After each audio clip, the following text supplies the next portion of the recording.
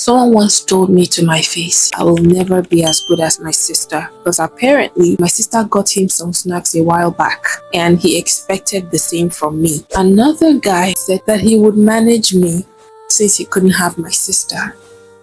Yep, not gonna lie, that hurt. That one hurt. I was compared a lot to her, was made fun of on her account. I kept hearing things like, is this your sister? Are you sure you guys came out of the same womb? Why is she looking like this and you're looking like that? Yeah, someone has called me ugly to my face. Some people didn't even bother knowing my name. They know me as my sister's sister. I once walked into a room and I could see the immediate disappointment on their faces because they were expecting my sister, not me. After a couple of those, you're bound to get some low self-esteem. But here's how I overcame mine. Hi, I'm Krema and you're welcome to therapy, the therapy you didn't know you needed.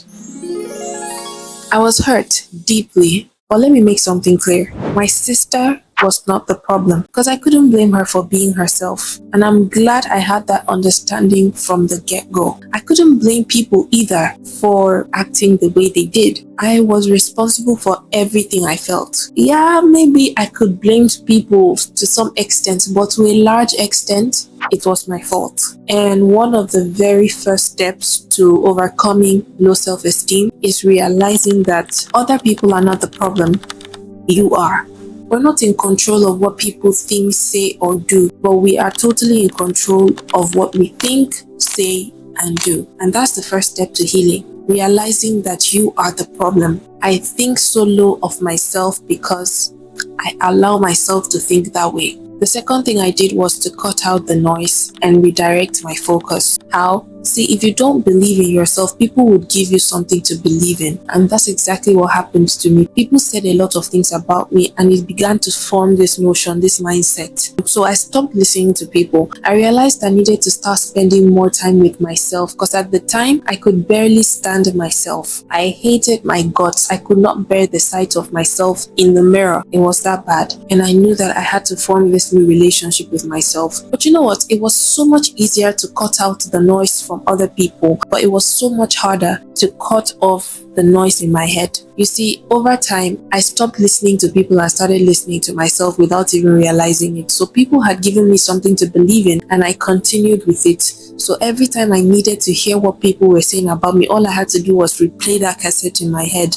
I realized I was the one telling myself all these things, and I reckon that might be the case for some people, because not everyone has low self-esteem based on what people have said about them. I think most of the time it's self-inflicted. Mine actually started from people and then graduated to that point. So I understand how hard it can be to silence your voice, your own voice. It's hard. The best way to stop listening to myself was to listen to someone who had something better to say. So I started studying my Bible, and honestly, that was the first time in my life I felt like I started a relationship with God. I noticed how easy it was to just love up on someone else than try so hard to love myself that I wasn't even in love with, that I hated so much. I thought to myself, if I can't love myself, I can at least love God. And that was easy to do. It was easier to love God than to love someone else, to be very honest. I didn't want no one in my space, and God was the only one who could come into my space without permission. I remember this particular day, I was studying the Bible and I could hear God literally speaking to me. I had never heard God in all my life. That was when I actually understood what people meant when they said, and God spoke to me and God said to me. Because in that moment, He told me to cast my mind back to every single thing that was making me feel down, that made me feel worthless, that made me feel... I started remembering all the compliments that I missed. I was so used to negative comments that I couldn't even recognize when someone was just trying to be nice to me. I know I'm dwelling too much on this, but this is where everything changed. For someone who is trying to overcome low self-esteem without the help of a doctor, a therapist, or rehab, whatever, you need God.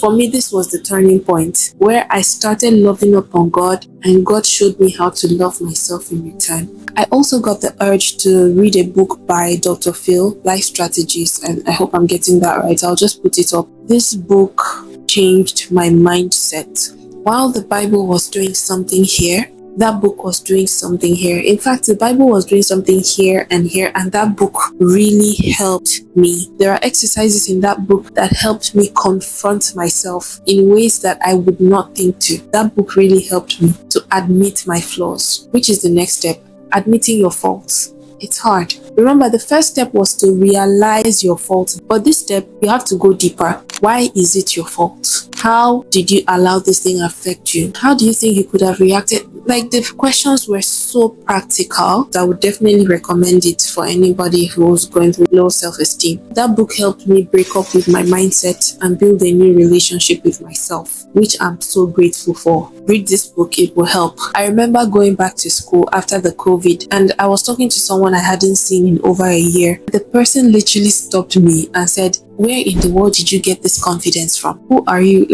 Then he went on to tell me how I'm always shy and timid, but there's something different about me that he doesn't see that person no more. And in that moment, I was like, thank you, Jesus. For someone else to recognize that I was confident, that was enough. It meant I was on the right track, and I was happy for that.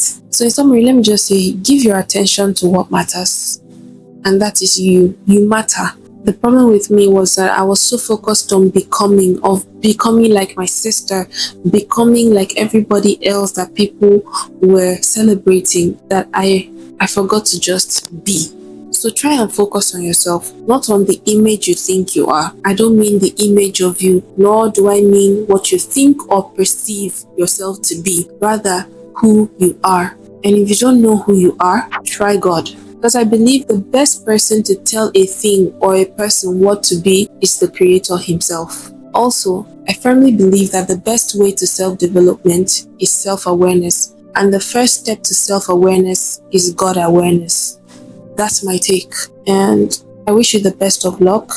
And I hope you gain your confidence back just as I did. But if you don't believe all that I've said, you're looking at a girl who believed and often told herself she's made for behind the scenes. As you can see, that was a lie.